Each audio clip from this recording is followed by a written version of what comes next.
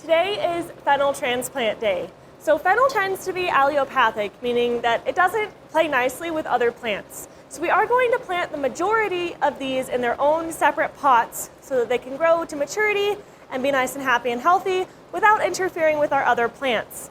But as a little bit of a test, I am going to plant 3 of each of our varieties next to our rosemary bush, which can also be allelopathic. So there are 6 fennel over here in the far east corner. I have 12 in pots in our central area. I have 2 on the west side, so I have 1 right by the door, which is pretty well alone.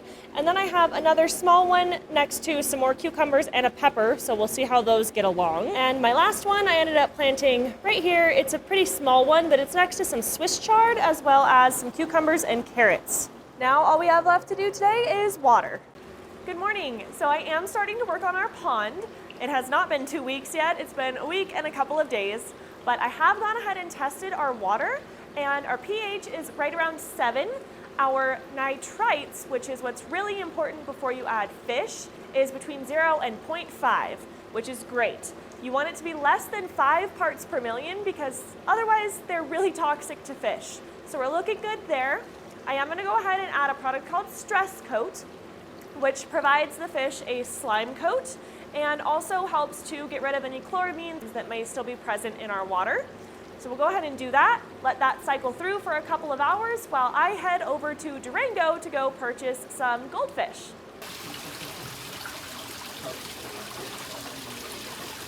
So we have our fish. We went with Shabunkin goldfish. I would recommend the Fish Connection in Durango if you are local to the area. Okay. Here we go.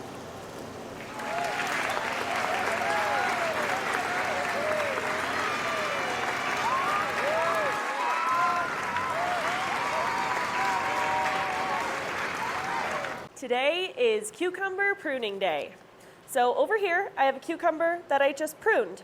Looks really nice. We've increased the air movement throughout the plant. We've removed a lot of the leaves that were touching the soil. We've cut off all of the suckers. And over here, I have a cucumber that I have not trimmed yet, and you could see how it is taking over the entire garden bed. I have a lot of cucumbers in here, so we're gonna get to work. So your cucumber plant has 5 main parts of the plant. We obviously have our main stem, which is what we're going to follow throughout this process. And then here's a good example. So we have 4 things that come out of each little node on our plant. We have our tendrils, which is what allows the plant to hang on to things. We have our sunleaf, and then we have our growth point, which is what will continue to grow and bush the plant out. And then it's very small, but that will eventually be our cucumber flower. So we want to cut these growth points off so that our plant can grow vertically instead of bushing out so much and focus on making flowers and thus cucumbers. So starting down here at the bottom, this is a sunleaf, but this is at the very bottom of the plant. That leaf is touching the ground, has the potential to carry disease. So I'm going to cut that off. Boop. And I'm going to cut off our growth point. Now you could start to see the main stem of the plant. So here, again, we have sunleaf, growth point. So I'm going to cut this. And we're going to continue this process all the way up. So here, again, sunleaf, growth point. Now, I've let these plants grow pretty big. It's ideal if you do this process before you need to use clippers. You can pinch them off with your fingers if they're still really small. So here's what our cucumber is looking like now that I have pruned it. There's only 3 plants here, so this looks a lot better. And what I'm gonna do is trim out a lot of these leaves that are touching the soil because that is where you have the potential for disease. This is what our cucumber is looking like now. Hopefully now it will start producing fruit because it's not going to be working so hard on creating all of those runners or suckers. You could see I do have stuff that's growing underneath the cucumbers. It just wasn't doing very well because it wasn't getting any sun. So now we've cleared out this space so we can grow things in the shade of our cucumbers. and use them to our advantage. Now I just have to repeat that process 5 more times for all of the rest of our cucumber plants in here. To be honest, I don't even really know where to start with this one, but we'll figure it out. The cucumber pruning aftermath. I did end up cutting some of the squash leaves, and I also trimmed the melon the same way that I trimmed the cucumber.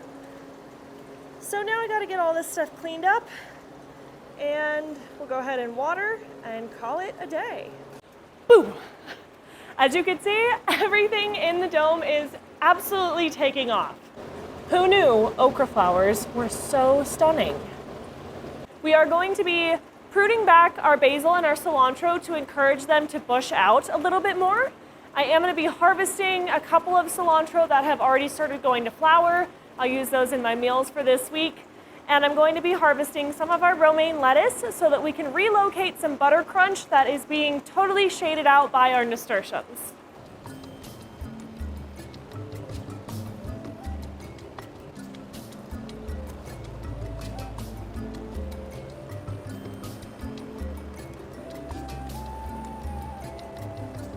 I am harvesting these romaine from the root so that I can make some more room for other crops.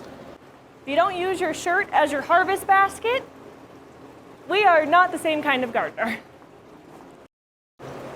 So about these nasturtiums, they did not look like this when I planted these poor lettuces down here. So I'm gonna pull these lettuces out and transplant them over to where I just pulled the other ones from. The last thing on the to-do list for today is feeding our fish and watering. So when it comes to fish food, we're feeding them pond sticks, and we're feeding them 1 to 2 times a day, depending on how often I'm in the dome. If I'm only feeding them once, I'll give them a little more. If I know I'm gonna feed them more than once, I'll cut it in half. But I just do a little sprinkle, and they seem to be happy. So as you may notice, our pond is a little bit greener than I would like. It's not as clear as it was before.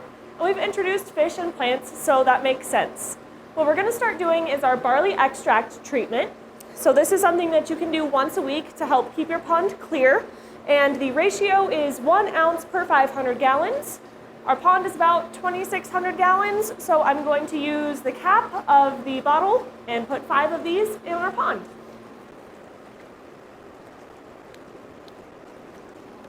The other thing that I'm going to do today is reapply our potassium bicarbonate solution. This helps protect against powdery mildew. And I've added a little bit extra Dr. Bronner's peppermint soap because I did notice I have a few aphids and whiteflies on this one specific pepper plant that I don't want to spread everywhere else. So we're just going to give everything a good coating.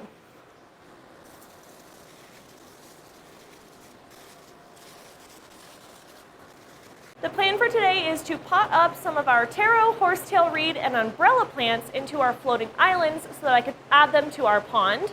They'll help to add some height and dimension as well as a little bit of diversity to what we have going on so far.